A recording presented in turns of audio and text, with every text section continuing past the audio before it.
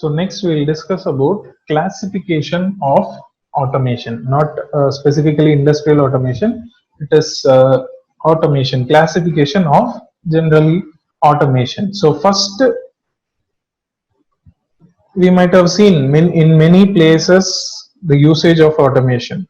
So according to that, we have many classifications. So first is home automation. So home automation is nothing but generally automating each and every process which is generally happening in our houses and all. Nowadays, what is happening? By using our mobile phone itself, we can control each and every process happening in a particular house. For example, you are somewhere else, you have forgotten to turn off the fan or AC or lamp, anything. Means what you can do using your mobile phone itself, you can easily identify whether it is on or off. You can check the status of that particular uh, lamp or AC, and you can turn it off by staying in some other location also. Or for example, just assume you are traveling to some other location. After that, you are returning back to your house. Within 10 to 15 minutes, you will be returning back to your house. But suddenly, what is happening? The area is very dusty, and the temperature of that particular area is very high. So while entering the room itself, you want a cool temperature. Means what you will do, sitting from that particular area itself, you will be turning on the AC. By using your mobile phone, you can turn on the AC. So using that, what will happen, the AC will be on, and while entering itself, what will happen, you will be getting a cold temperature. So this and all is happening nowadays in houses and all. So using GSM technique, global system for mobile communication, using that particular technique, what they are doing is they are automating each and every process happening in houses. So next is building automation. Building automation means, for example, you might have seen some commercial buildings or some malls and all. So what will happen in that? If you want to enter in that mall, in the outside there will be some doors and all. While entering into that particular mall, what will happen? The door will get automatically open. After you get in, automatically the door will be getting closed. After that, if you want to go to some level, for example, if you want to go to the next floor, there will be staircases or there will be some escalators. So if you use staircases, you have to manually walk and go to the next floor. But if you use that escalators, what will happen? If no one is nearer to the escalator, what will happen? It will be in stopped position only. If you go nearer to the escalator, automatically it will start moving, and you can stand in that and you can go to the next floor there. So that is also automation only. Next, for example, in restrooms and all, there will be taps. So if you keep your hand in front of that tap, what will happen? Automatically the water will be flowing out of that tap. And if you remove your hand, automatically the water will be stopped. So here, in each and every places, they are using sensors, different types of sensors.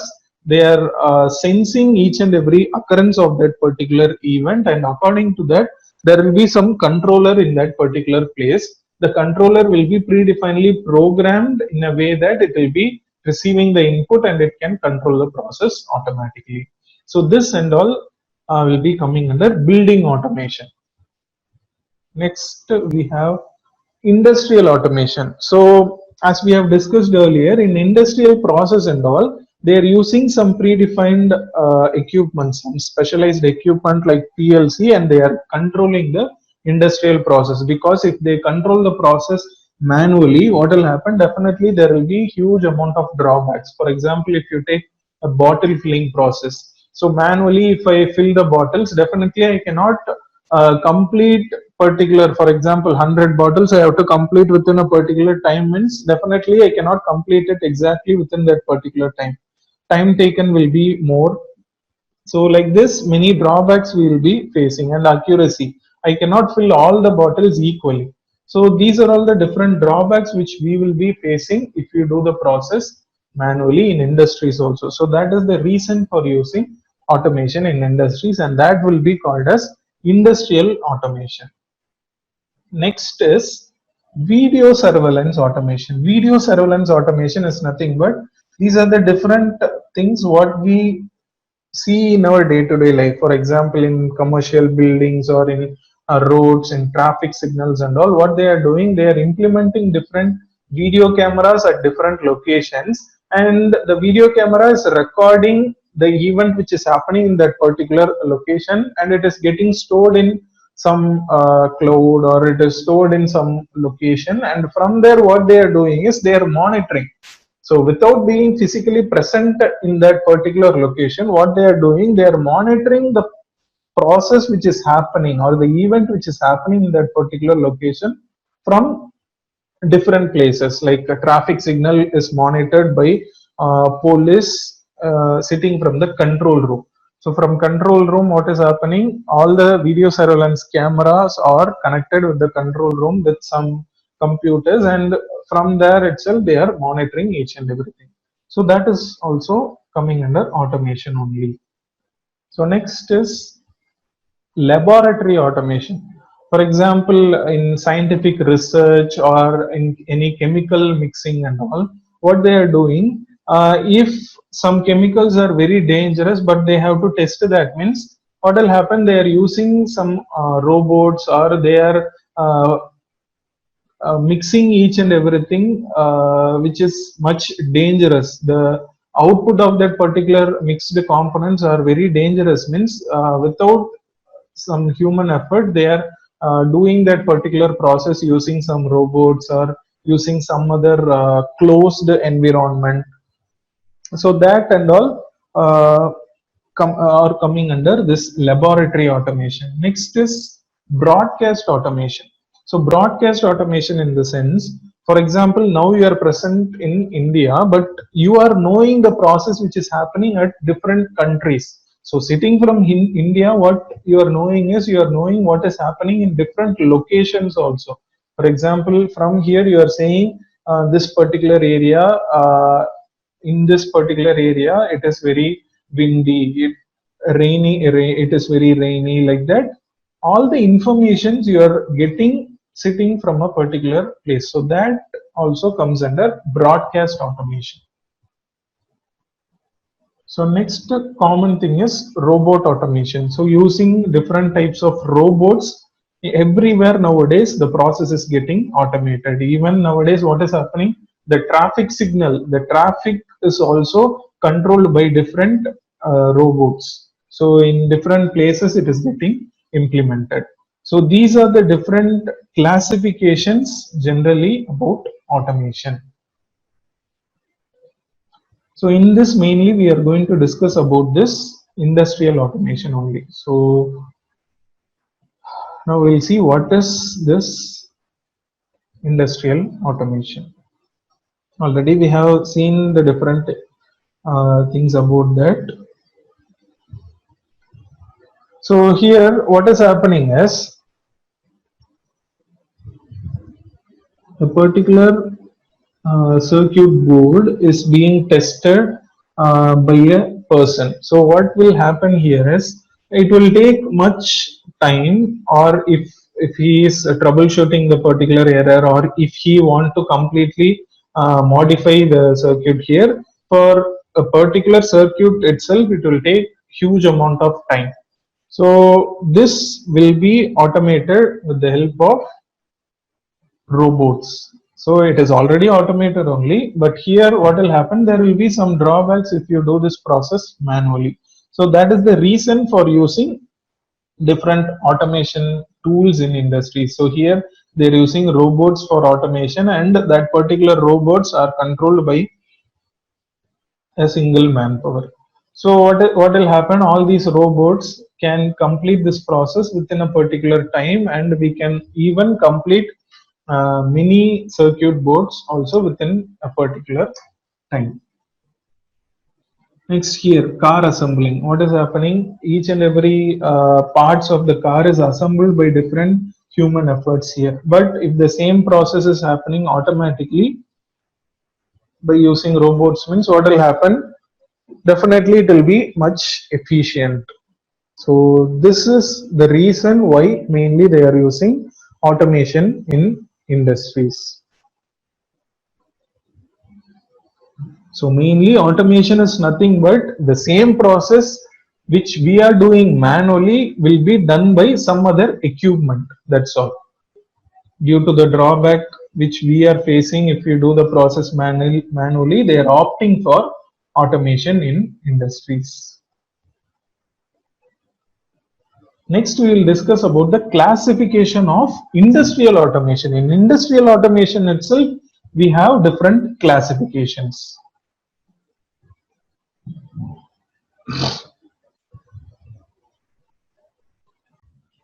So the first classification what you have in industrial automation is fixed automation.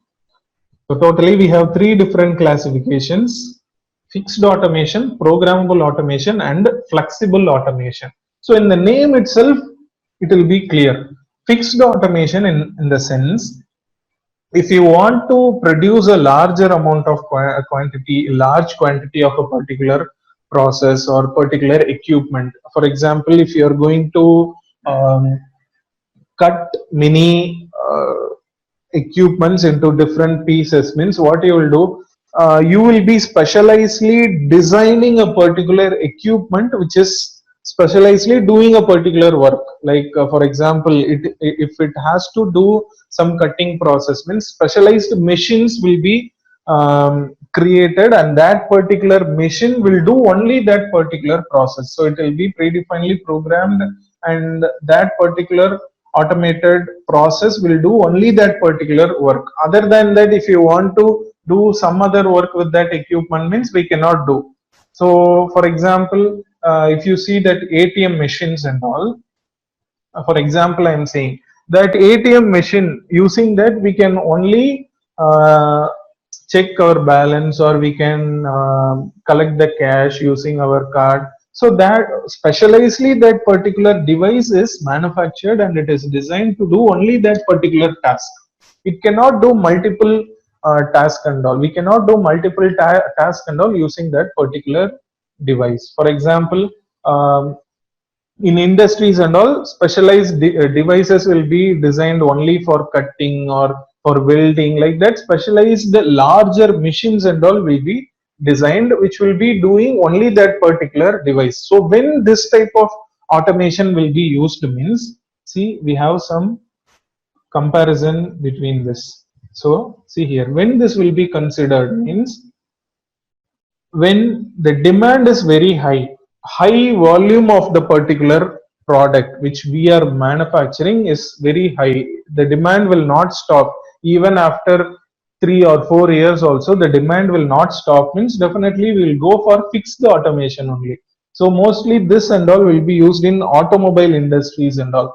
For example, painting machines. So, for example, the cars will be moved in the particular conveyor, and it is the machines will be separately having some spray guns. So that and all, what will happen? It will be specializedly doing only that painting function, like that. So, what is the advantage in this? Means the efficiency will be high. So efficiency is high means, for example, if uh, you are using some particular process. For example, if you are manufacturing a particular car, that car will not be getting stopped. Car manufacturing will not be getting stopped after 10 or 20 cars. Definitely they will be manufacturing some 1,000 or 2,000 cars, or some lakhs, 10,000 cars, like that also they will be manufacturing. After that only, what will happen, if the model is changing, according to that some modifications will be done. So in this, what is the drawback? Means only the initial investment will be high. So that is the drawback which we will be facing here. So this is the use of fixed automation. Next you have programmable automation. So programmable automation in the sense, here also some specialized devices will be manufactured, and it will be specialized devices will be done, and that device will be doing some particular process. But what will happen, we can change the particular program of that particular device. We can change the program of that particular device, and we can do some other work with that. So commonly seen examples are nothing but robots. What will happen? First, I am going to use that robot for picking and placing some object. Means I will do some program based on that. After that, what will happen? The same robot, I can do some modification in that machine. Okay, that modification can be easily done by using that machine. And after modifying, what I can do, I will be reprogramming it. After reprogramming it, what we can do is some other process can be done by using that same robot. But here we have some drawbacks also. What is the drawback? Means if you want to change the particular modifications in that robot, for example, if you want to change that particular machine, means it will take some time. And same way for programming also, it will take some time. After that only we can do some other process by using that. But we can do it. It's not like it is not possible. We can do it, but it will take some time. So that is the main drawback what you have in this. So when this programmable automation will be considered, means when the production is having the products with different options. For example, first I want to cut a particular object at 10 centimeters. After that, after some 1000 process is completed, again the next process should start, and that should be cut with 15 centimeters, like that. If we have different options in the products, so this programmable automation will be chosen.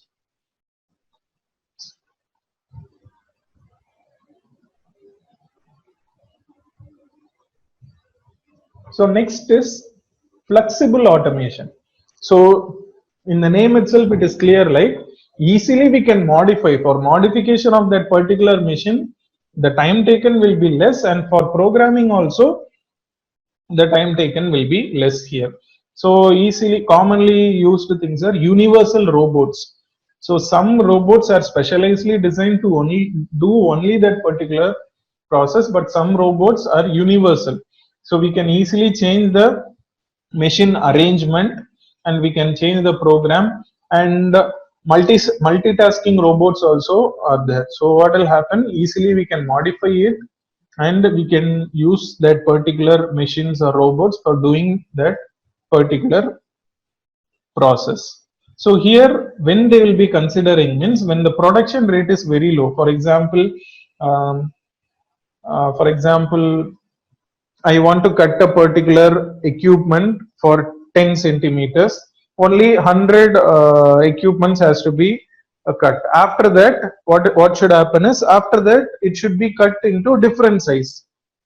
So what is happening here? So for each and every size, I cannot design specialized equipment. So I have to use a particular equipment. Only one equipment I have to manufacture. By using that machine, what I have to do is I have to do some different size of cutting. So what I can do at that time and all, they will be choosing these type of equipments. So this is only called as flexible automation. So these are the different types of automation used in industries: fixed automation, programmable automation, and flexible automation. So based on the consideration, they will be choosing which type of automation to be used in industries.